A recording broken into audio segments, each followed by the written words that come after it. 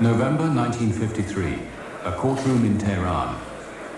Dr. Mohammad Mossadegh, the man who put an end to British domination in Iran, is tried for treason.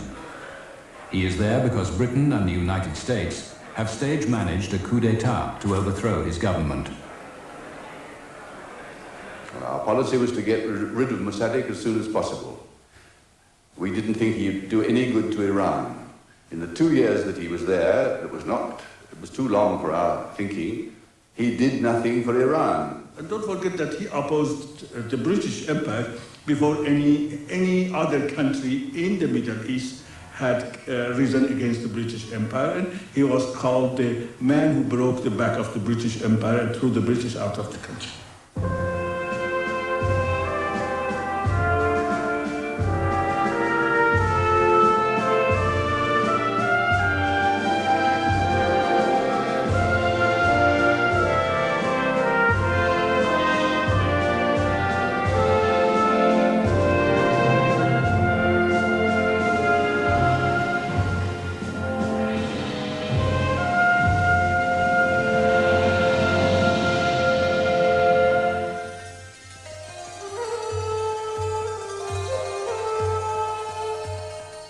Persia entered the 20th century in turmoil and decline. The former glories of its despotic rulers, the Shahs, had become an empty shell. Real power rested with two rival empires, to the north the Russians, and to the south the British in India, for whom Persia was a buffer state. Never formally part of the British Empire, Iran was more completely governed by British imperial priorities than were most colonies. The Iranians had somehow got it into their heads, perhaps for historical reasons, that they were not really running their own affairs, that whatever happened in Iran was done by somebody else, and they always thought that it was either done or not done by the British. Erroneously, but one can see how they came to that way of thinking. Il y avait beaucoup d'anecdotes qu'on faisait sur les Anglais. On disait que s'il y a la pluie, c'est parce que les Anglais l'ont voulu. S'il y a tel type comme Premier ministre, les Anglais l'ont nommé. Même dans les différentes villes de l'Iran, s'il passait quelque chose, même s'il y avait un crime, on croyait que c'est les intrigues des Anglais derrière ces crimes. In the Second World War, British troops, now allied with the Soviets, occupied Iran to run it for their wartime needs. They deposed the Shah, a dictator who had turned towards Hitler, and put on the peacock throne his 21-year-old son, Mohammad Reza Shah. When the war ended and Allied troops withdrew, Iranians demanded democratic reforms and sovereign control of their own country. In the vanguard was veteran Democrat Dr. Mohammad Mossadegh. Mossadegh, I don't think that there has been in the last 50 years anybody more prestigious than Mossadegh in the history of the country. Why? For one thing, Mossadegh was incorruptible. The second thing was, he was against the power, always stood up to the power. And this started back in 1921 when he went against the coup d'etat government and he almost lost his life. He was imprisoned, he was banished, then he was for some years in his house. And as soon as the Shah left and there was a free election, he was the first member elected from Tehran. Iranian resentment at foreign domination focused on the country's greatest asset, oil.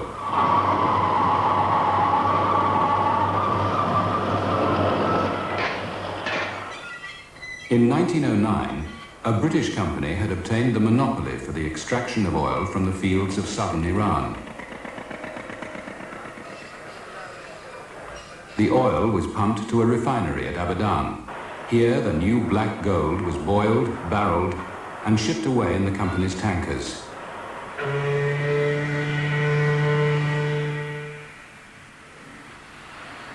For Britain, the oil find came at the right time. With World War I approaching, Churchill, First Lord of the Admiralty, persuaded the government to buy a controlling share in Persian oil, so that the Navy, newly converted to oil, could have secure supplies.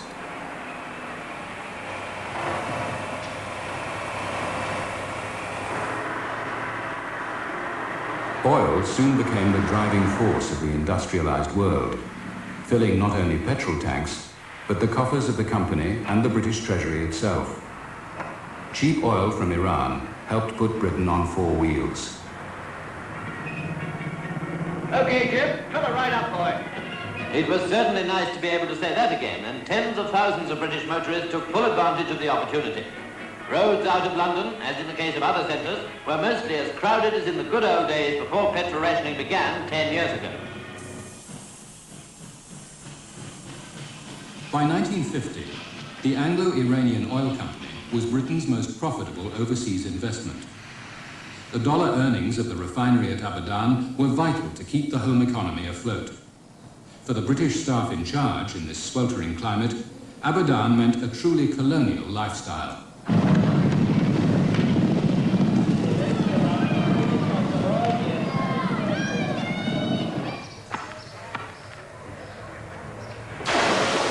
I'd just been married, so it was the first year of my marriage. And I was married to Eric, who was the general manager. So we had a very beautiful house, and we did an enormous amount of entertaining.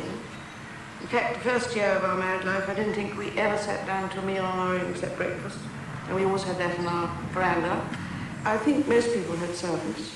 Again, I think there were points allotted to your husband, the size of your bungalow, and how many coolers you had, and how many servants you had. The 70,000 Iranians employed by the company lived less well. Wages and welfare provisions were minimal. Conditions at Abadan were increasingly condemned. The company was accused of breaking its undertakings to the workforce. L'immense majorité vivait dans ce que nous appelons en France des bidonvilles. Alors, les conditions d'existence de ces ouvriers étaient absolument incroyables. Et surtout, on savait que l'Angleterre, c'est-à-dire la compagnie, gagnait de l'argent énormément. You had two groups. You had the Europeans who had everything and the Persians who had nothing. The Persians could not ride the same bus which the Europeans used it at the time or enter any clubs or any housing or any facilities. And this made them more angry than anything else. There was a wider feeling, perhaps, that the oil company interfered in internal Iranian political affairs, and that it had a wide network of political connections within the country itself. Iranians complained that Britain took 9 times more revenue from the oil than Iran did. The mass of Iranians lived in grinding poverty.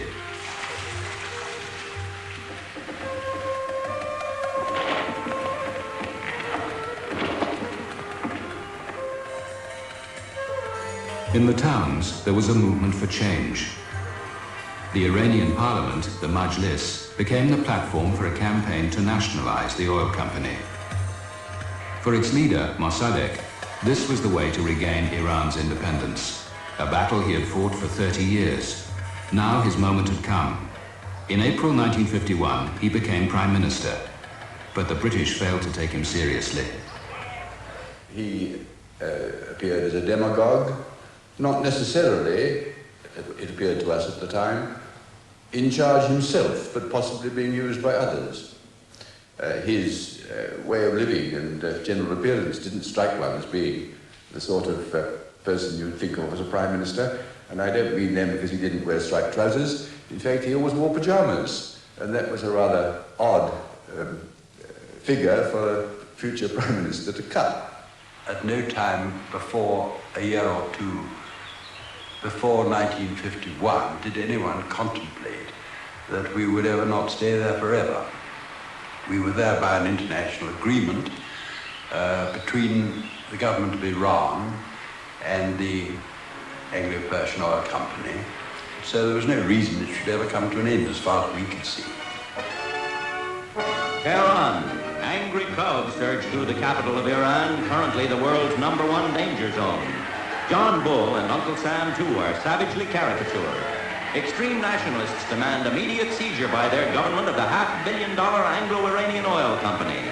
Focal point of Iranian unrest, however, is the government, its cabinet headed by 70-year-old Premier Mohammad Mossadegh, whose single purpose is oil nationalization. He was a great actor, but he was a marvelous politician, and at that time he had all the people with him. Everywhere you went, they would say, Zindabad, Dr. Mossadegh, Zindabad, Dr. Mohammad Mossadegh, Nakhast Wazir Mahbub Iran, which means long live Dr. Mossadegh, the beloved Prime Minister of Iran. And they didn't care much what he did. He clobbered the imperialists, he'd nationalized the oil company. Iran was a country again. It was great stuff. It was very moving. We would call him dotty in some respects. But he wasn't in Persian eyes, and some of the very moderate Persian parliamentarians would weep in the marshes when he spoke, even though they knew perfectly well that it was ruinous for their country and impractical. Le thème de propagande de Mossadegh, ses partisans, c'était changeons le visage du monde, au moins du monde musulman, en changeant nos rapports avec les Anglais. En mettant fin à la domination anglaise, nous arrivons à changer le visage, non seulement de notre pays, mais de l'ensemble. The atmosphere was one of complete joy, particularly as if it looked as if there was really no conflict, no opposition within the country, as if the whole country had rallied and found a leader who was going to lead the country towards better times. That was the atmosphere. The press, the newspapers, the radio, the parliament, they all appeared to be united in these events.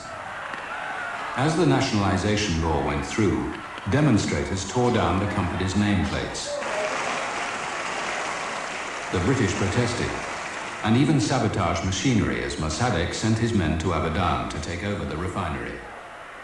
The reception was extraordinary, because there was a feeling that now all the defects of the old regime, which were, in a word, discrimination against Iranians, all those defects would be removed because all the administration of the industry would be in the hands of Iranians. So they had a wonderful reception on arrival.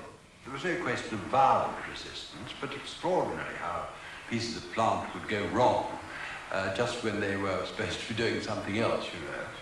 And they soon realized that we weren't being very helpful, really, and we weren't handing over files, we weren't handing over accounts, which they asked us for. I said I had no authority to hand them British companies' accounts unless I was told from London. Back in London, the Labour Foreign Secretary, Herbert Morrison, was devoting his time to the Festival of Britain, designed to boost national morale. But Labour's plans for welfare at home depended on profits from abroad. Morrison was determined to resist Iran's blow beneath the imperial belt. With the press right behind him, he denounced the Iranian act as illegal. To add weight to his words, the government sent the destroyer Mauritius to Abadan. London, where directors of the Anglo-Iranian Oil Company met to discuss the latest news from the Persian oil fields. The man bringing home the news was Mr. Drake, the company's general manager in Abadan. Later, Mr. Drake, at Mr. Attlee's invitation, went to number 10 to place before the cabinet a first-hand account of the present Persian drama. And I was wheeled into this cabinet meeting, where I understand the entire cabinet, except the minister responsible for oil, I don't know who he was now, and the three chiefs of staff in uniform were all seated round a table. The Prime Minister bid me take a seat on his right, between him and Mr. Morrison, the Foreign Secretary. And I pleaded that we should not allow the biggest foreign asset in Britain to go without doing something about it. I didn't say particularly what was to be done. I had in my own mind that at least we should make a struggle for it.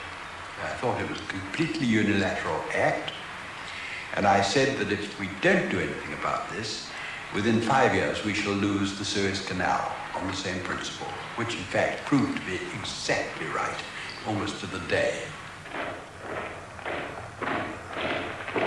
The Labour government dispatched paratroops to the Mediterranean to stand by for an invasion of Abadan.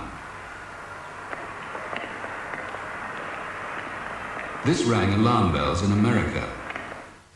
President Harry Truman was amazed at what he saw as trigger-happy irresponsibility. We had perhaps a different concept of the priorities involved. Our main desire was to be sure that Iran was saved for the free world. The illegal Communist Party of some 15,000 members conceivably could have taken over and invited the Soviets in. We thought that this should take precedence, saving Iran, ahead of commercial consideration. The Americans thought the British attitude to the Mossadegh government was short-sighted. Mossadegh might not be ideal, but he might prove a useful ally against the Russians. He was expecting the Americans to help Iran by giving Iran necessary equipment, experts, and allow Iran to export its oil, including to American purchases. And he thought that America would come to Iran's help because, Americans had expressed sympathy on several occasions with nationalist movements in Iran.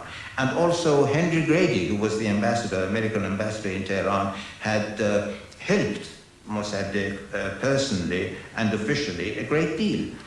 I think the Americans had been largely responsible for the early incitement almost to the Persians to exchange this 100% British ownership. I have to say that.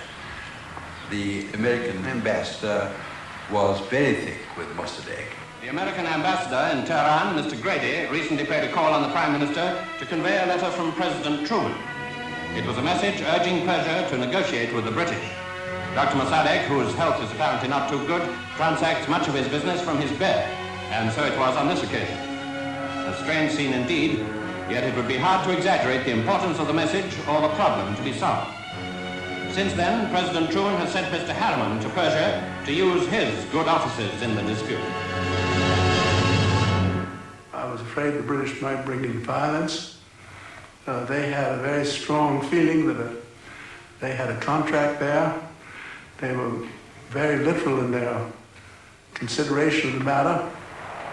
There were contracts being changed, concessions on oil all over the world, and the British didn't give any consideration to that, which they should have.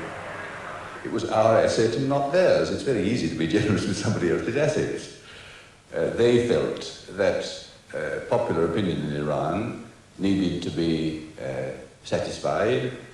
They were at some distance from the direct economic and financial consequences of what might be demanded.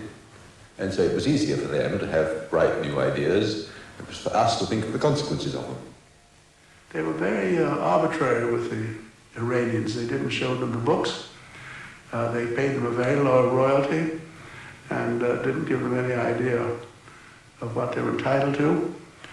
They also imported Indian labor, and the Iranians were unemployed, and that made them annoyed. Pressed by Truman's special envoy, the British reluctantly agreed to send a negotiator, Labour Minister Richard Stokes. Mossadegh used to come occasionally in the evenings and have meals with us. We were out of doors, caviar and service, and we used to enjoy that. But most days, either Stokes and I would go and call on him. He lived in a very plain little villa, and there he was, always beautifully dressed, standing on the top of his stairs, on his cane, receiving us. He was always very charming to me as a younger man, in spite of that. And we never saw him, this reputation he had of appearing in grey pajamas, bed as a sick man and so on. Never once seen that. Mossadegh said, well, you know what we want. We want to manage our own industry. But we are perfectly willing to employ, to keep your employees. We are perfectly willing to have an arrangement with you by which you will have all the oil that you need. But we cannot have you as a concessionaire. They could never understand the whole problem of selling oil. We tried for, was it a fortnight? Must have been. To try and teach them, educate them, if you like, to the tanker problem. It's no good expropriating oil if you can't sell it, you can't eat it. And all the tankers were owned by AOC. all the marketing arrangements, highly complex, were in their hands, all part of an international complex of marketing and price adjustments and so on. And they could never understand it. I mean, Mossadegh, it was like, I mean, it was literally talking a dialogue of the deaf. Mossadegh believed that either Iran and the Iranians have to develop their oil, or the oil can wait until there are enough Iranians to develop it. He told me once that under no circumstances I am going to sign a treaty or an agreement with any foreigner which in any way compromises the sovereignty of my country.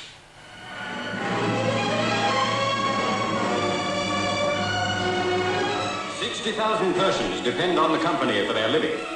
If Abadan closes, there is no work for them. And Abadan must close if Persia holds up shipment of oil. A great organization will close down, and ruin will come to Persia unless obstinacy gives place to reason.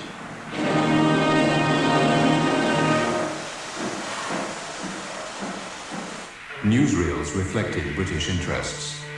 The loss of Abadan would mean losing not just cheap oil and profits, but putting at risk an international cartel in which the major oil companies controlled the market and fixed the price. With negotiations deadlocked, the company, still in control, shut down the refinery. Britain's tactic was confrontation. I think it was quite natural that the government should mobilize a force. British subjects, many of them, were there in Abadan, and it was useful to have a force there in case they had to be evacuated speedily. There was no doubt the hope also, not shared by everybody, but by some, that a show of force of that kind might bring sanity to what we thought was a situation which lacked it.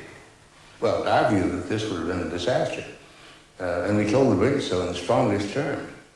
To send a force in to reestablish an oil concession that you haven't been able to negotiate is just not done in the modern era, and we had reached that time. We told the British not to, because we never thought they would. We always thought Morrison was bluffing.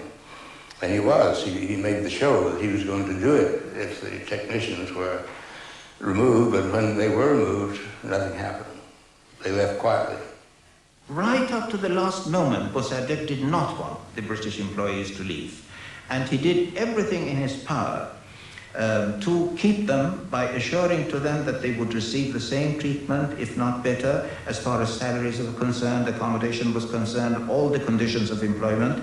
He wanted to keep them quite sincerely, and he kept on saying to the British, let us keep your employees as our employees. They said no. The last 300 British technicians are evacuated the day before the deadline set by the Iranian government. During the early days of the deadlock, British naval and paratroop forces were alerted in Iranian waters, but today the cruiser Mauritius serves as an evacuation vessel for the men who remained until the last minute during the bitter dispute. Meanwhile, Prime Minister Mossadegh was on his way to the United Nations in New York. The British, unable to use force, had complained that his nationalization endangered world peace. Mossadegh rejected the charge. C'est en vain que nous avons cherché ailleurs que dans les paroles des preuves que le royaume. And his object was to, I think, to cause a split between us and the Americans and play on this Persian patriot, sick man and so on. And I think he rather made rings round us. I don't think we came out best there. Not true, the Americans weren't taken in. They found him slightly ludicrous, but rather fascinating. He had a great impact on America, because don't forget that the Americans, most of the Americans are anti-imperialism. And they like to talk to a man who has charisma. And Mossadegh had that charisma. He was an actor in politics. He had his own convictions. Yet in politics, he was an actor.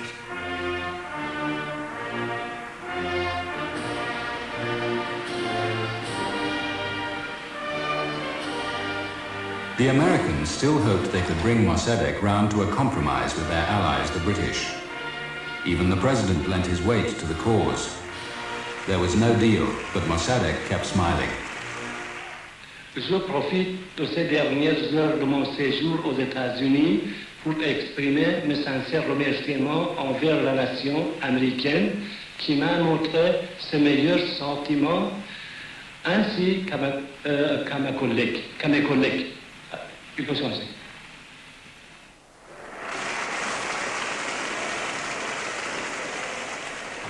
Mossadegh's enthusiastic reception in America only added to British anger. On his way home, he stopped in Egypt. Here he received a hero's welcome from a nation equally determined to be rid of the British.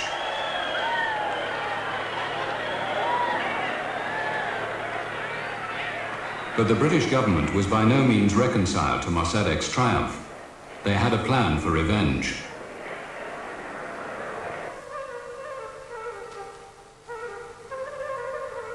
At the end of 1951, Iran and its rich oil fields had never seemed so inhospitable to the British.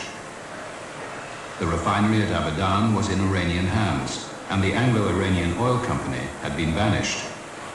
But the British had no intention of letting Iran sell what they saw as stolen oil.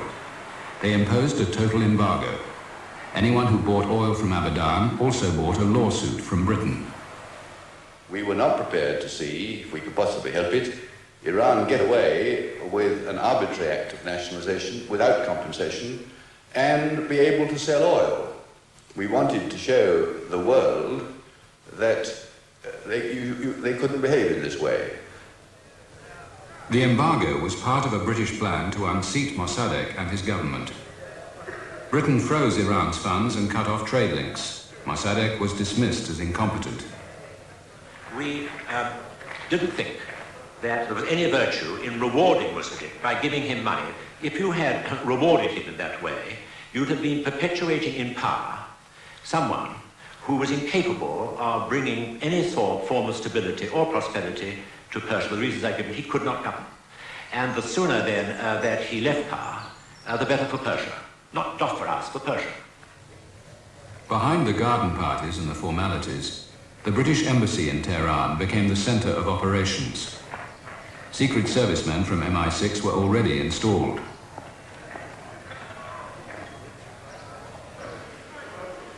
They aimed to bolster the opposition to Mossadegh in royalist circles and so strengthen the Shah's hand against his prime minister. Their most important Iranian agents were a family of wealthy merchants, the Rashidians, well known as friends of the British. Communications were maintained through embassy official Sam Fall. I started seeing the Rashidian brothers in March 1952, and this was a policy of our government and of the embassy in order to have a contingency plan in case the negotiations didn't succeed. We were paying them a small amount of money. I don't know because I wasn't involved myself, but this was for passing a few demands to a likely lad, paying the crowds. You can't do anything in Iran or anywhere else without money. The Rashidians, I believe, were the British net that was most totally controlled by the MI6. These were true agents in the sense that they worked for the British government and knew they did. What made them very distinctive was that it was important for their type of operation that everyone in Iran would know this. Therefore, when somebody wanted to run for Parliament and wanted British help, either straight help or financial help, everyone knew exactly where to go.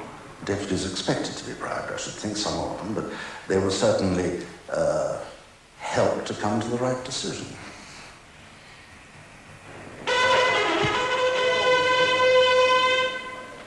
Pray silence for the Right Honourable Winston Churchill, the Prime Minister. The new Conservative government endorsed all the policies of their Labour predecessors, and more. Results cannot be achieved via a wave of the wand. Time is needed for a new administration to grasp and measure the facts which surround us in baffling and menacing array. They cast around for a candidate prepared to take Mossadegh's place and settle the oil dispute on Britain's terms. A lot more remedies coming. Yeah. The question was whether we could overturn the Mossadegh government. I'd had a long association with Iran because of my father's connection with the country. And Iranians who were opposed to Mossadegh kept on getting in touch with me. And one of these was their greatest elder statesman, Gavam Sultani. He was a very wily politician and an operator, and far more likely to manipulate the various parties in the Majlis and get a majority. He was a very, very professional, wily, and I won't say devious, but elastic politician, and he was most likely to get a majority together. He got in touch with me several times and said he was prepared to do something about it if only the British government would give him their blessing. When he came and talked to me here about it, but the Labour government and even the central government were a bit slow at first. The opportunity came in July 1952. Mossadegh unexpectedly resigned after crossing swords with the Shah over his powers as Prime Minister.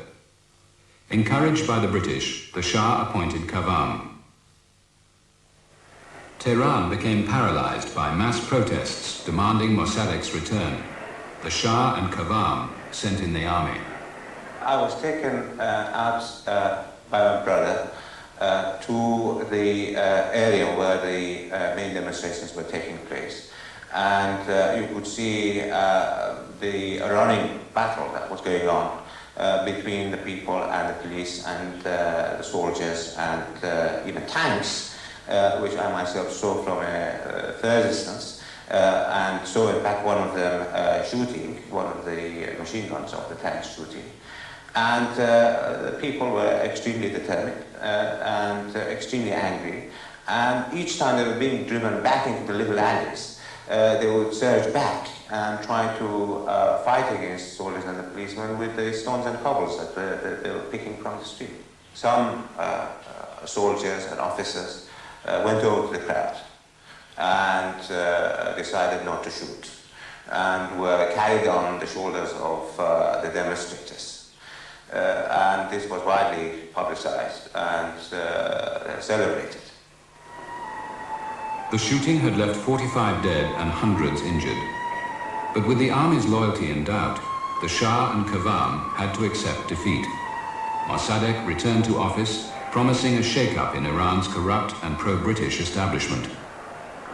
The popular reaction to the resignation of Mossadegh in Tehran was such that Kavam couldn't continue. This was a real setback. I think at the same time the military takeover in Egypt was taking place, was it not?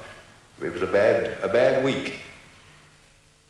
The Kavam setback drove Britain to yet more devious means.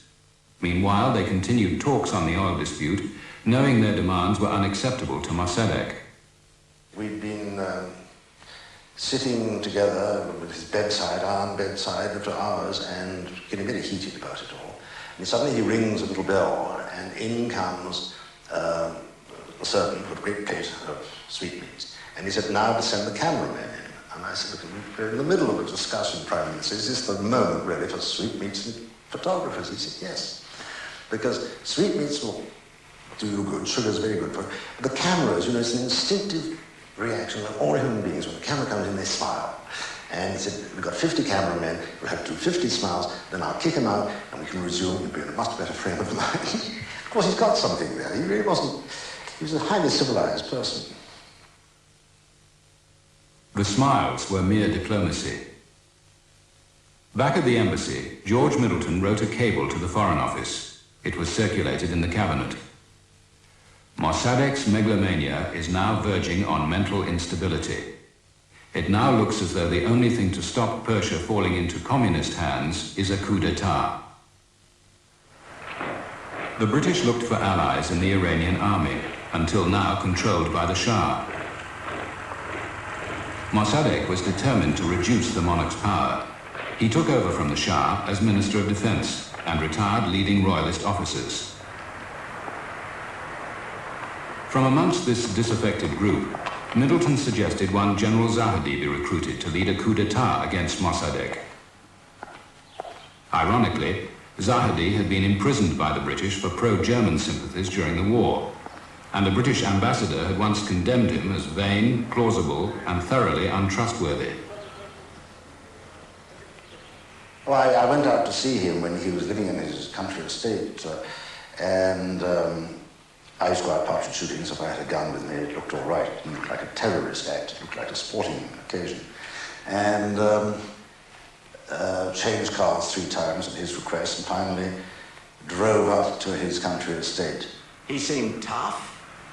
He wanted to be quite sure that the Shah was with him and the Americans. But he was very ill-disposed towards Mossadegh. He could see Mossadegh was leading the country to hell on a wheelbarrow. And he obviously liked the idea of power and all the perks that went with power. He wanted to assure us that money would start flowing. They really without money to the treasury.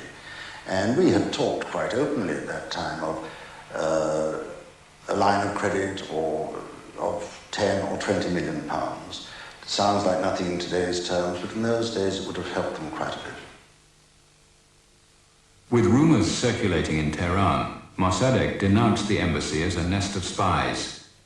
In October 1952, he broke off relations with Britain and expelled all its diplomats. They could no longer mount their coup.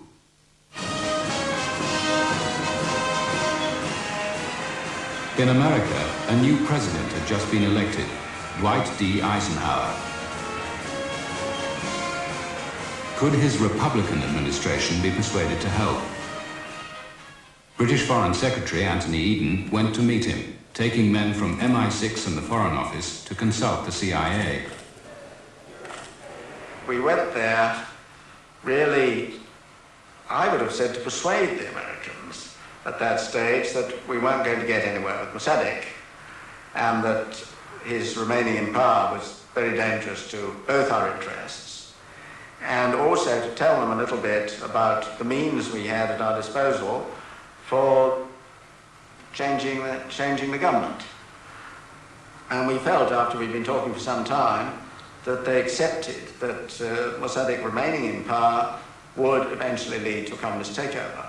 It was my feeling then, it remains my feeling, that the British understood the extent of paranoia in this country concerning communism. This was the day of Joe McCarthy, and that the British consciously played on that fear in order to help persuade us to involve ourselves in the coup.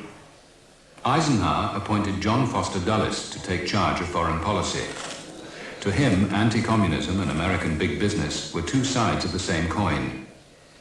One night at the Iranian embassy, the then ambassador Saleh and myself talked to John Foster Dulles. And John Foster Dulles made it very clear that Iran will not be allowed to get away with the nationalization. And his argument was that if we let you get away, then what's going to happen to Kuwait, to Saudi Arabia, to Iraq, and all our American holdings all over the world. Encouraged by the response of the Americans, MI6 set up a team in Cyprus to keep in radio contact with the Rashidian brothers in Tehran. They had a very wide range of contacts, particularly in the bazaar, and the moneyed or hopefully moneyed classes were getting worried.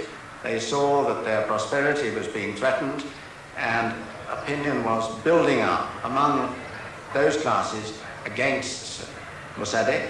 And they also had contacts with the Ayatollahs and a sort of merchant religious movement going through to the people, and a little bit of rent a crowd sure to have provided a strong popular demonstration against Mossadegh and in favor of the Shah.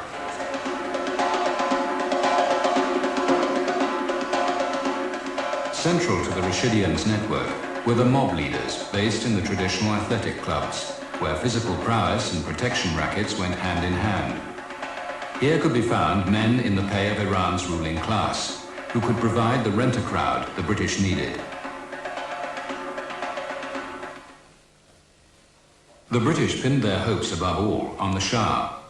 To their dismay and that of Iran's elite, Mossadegh's reforms were reducing his powers to those of a ceremonial monarch rather than a ruler. The Shah was exceedingly weak. He was vacillating, and he was afraid, and he just didn't know what to do. He didn't like Mossadegh, he realized that Mossadegh was threatening his position, but he was unable to screw up the courage needed to dispose of Mossadegh. Although the Shah failed to act, the British kept trying. In March 1953, with Britain's agents fanning the flames, a hired mob called for Mossadegh's blood. Intrigues grew as the politics of the street took over and Mossadegh's supporters rallied to his defense. His moderate allies in Parliament were now deserting him, but he was supported for the first time by the communist-backed Tudeh Party, a development the CIA played on in their propaganda. What we did from Washington was to write some of the articles that would appear in the Persian press. And these articles would appear thanks again to the Rashidians, who had contacts, I believe, with probably 4/5 of the Iranian press. And any article that I would write, it gave you something of a sense of power, would appear almost instantly the next day in the Iranian press. And they were designed to show Mossadegh as a communist collaborator and as a fanatic, as a person who didn't understand that you could be both nationalistic and positive. When weeping, fainting, bedridden old Mossadegh has trouble with the Majlis or Parliament, he goes to the people for a referendum to have it dissolved. But more than 100,000 citizens of Tehran, including every available member of the Communist Tudeh Party, turn out to vote yes and be marked with indelible ink, so they won't vote again. Understandably, few oppose the skinny old man who controls the army and the police, and the supervisors at the opposition voting place have nothing to supervise. Mossadegh, who is not a communist, has won with communist support. Can he now get rid of his dangerous new friends? Meistens diese Menschen, die waren Demokraten, Antifaschisten, sagen wir Intellektuellen, auch die Offiziere von Partei, das heißt die Militärelemente, die Organisationen waren, die waren nicht davor, gegen Mossadegh zu putzen, weil sie im Endeffekt selbst Patrioten waren, Nationalisten waren. A certain number of people thought that he was leading Iran towards communism. That was, the communist bogey which was represented to the United States and was the cause of the United States action in removing Mossadegh. I think that also was totally wrong. Mossadegh was not going towards communism. Mossadegh had two complexes. One was that he had a martyr complex, that if I die for my country, or if I am jailed, I'm jailed for my country, that's an honor. The second was that he depended so much on the people. He was a kind of the populist person that he said, people always will protect me. And as long as I have the people, nobody can have a coup d'etat against me. And I guess that was the reason that he neglected everything. And even when the coup d'etat came, he didn't do anything about it. In August 1953, Britain and America were ready to act. The American ambassador was recalled to avoid implication. An American agent persuaded the Shah to sign this decree and arranged an army unit to deliver it to Mossadegh. The original coup plan was based on the fact that the Shah had the ability to dismiss a government.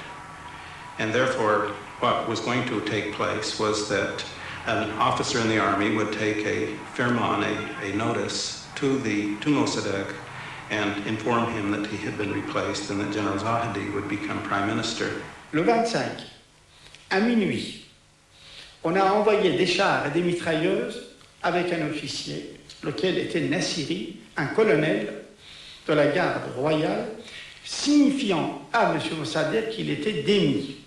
Alors Mossadegh a écrit sur l'enveloppe « Reçu, je déciderai ». Et il a donné ça. Alors quand on a vu des tanks, on ne vient pas tout de même à 1h du matin avec des tanks pour demander la démission d'un Premier ministre. Et encore, on n'a pas le droit de le demander. Mossadegh aurait dû agir immédiatement et faire fusiller le lendemain, par la loi martiale, tous ceux qui ont été inclus dans cette histoire. When news of the attempted coup was heard, Mossadegh's supporters took to the streets, venting their anger on symbols of royalty. The Shah himself fled the country. But the CIA did not give up. They looked for a way to turn the protests to their advantage. Dann gab es spontane Demonstrationen. An dem Nachmittag, dem 25. Morat, gab es natürlich eine große Demonstration im zentralen Platz Teheran-Tuprane. Eine große Demonstration, eine der breiteste Demonstration der Tudeh-Partei. Natürlich die den Versuch, das Amerika verurteilt haben, die den Bevölkerung aufgerufen haben, den Mossad zu verteidigen und diese nationale Regierung auf der Macht zu behalten. Und die haben für eine Republik sogar sich ausgesprochen. Die haben die Parole des Volksrepublik ausgebrochen.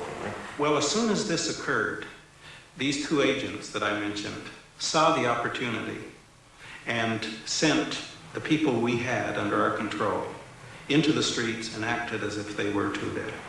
They were provocateurs, but we had more than just provocateurs. We had a lot of shock troops who actually acted as if they were Tudeh people throwing rocks at mosques, at priests.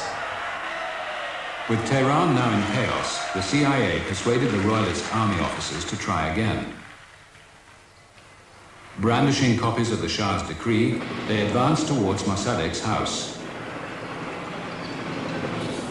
Meanwhile, the Rashidians and their friends mobilized their mobs to do battle with Mossadegh's supporters.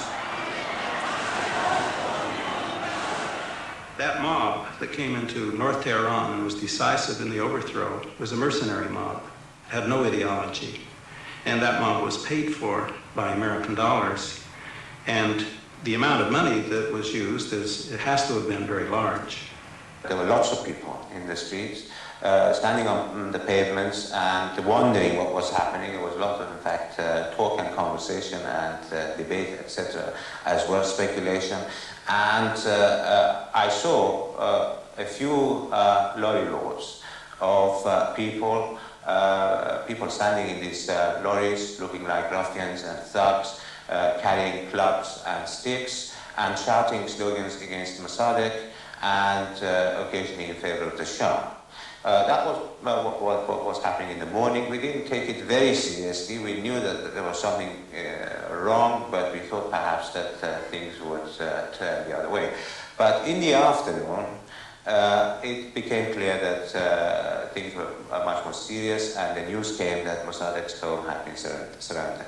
Gradually, the shooting started, and I told him, "Sir, I think it's better you leave the house." He said, "No. If it's going to happen, if it is going to be coup d'etat, I think it's better I stay in this room and I die in this room, and I will never live here." The battle at the house raged for several hours. Over 100 lives were lost. The Tehran mob took their revenge by sacking and looting the Prime Minister's residence.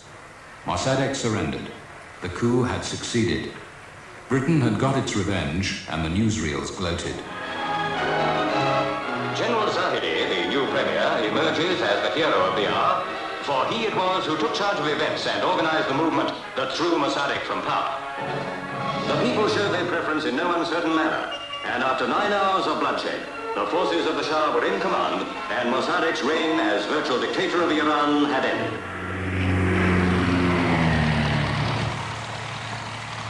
The Shah had fled Iran in fear. Now he returned in triumph. While in public, the Shah held parades. Behind the scenes, he settled old scores, imprisoning and executing his opponents.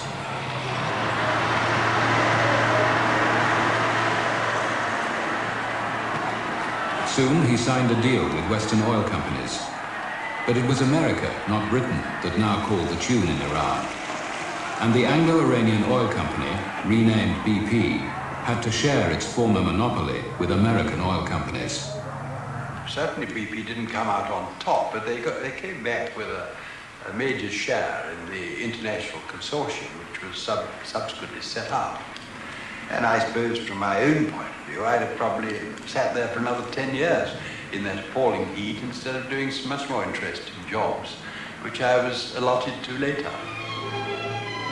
In the military court at Tehran, where he's been on trial for treason, the Persian ex-premier, Dr. Mossadegh, demonstrates that he knows how to make an entrance. Clad in his accustomed dressing gown and pajamas, he even makes a dramatic scene out of taking his place in the dock.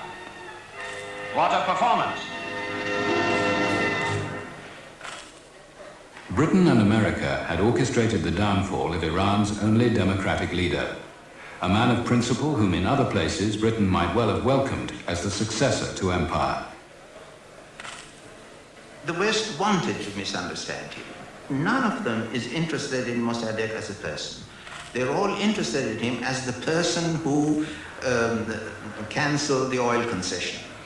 If they had wanted to understand him, I think a great deal could have been made for the future. As I said, the present situation in the Middle East might not have happened.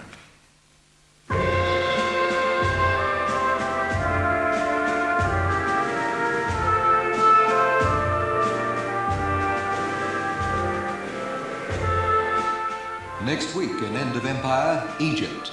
The book of the series is available from the ABC shop in your capital city.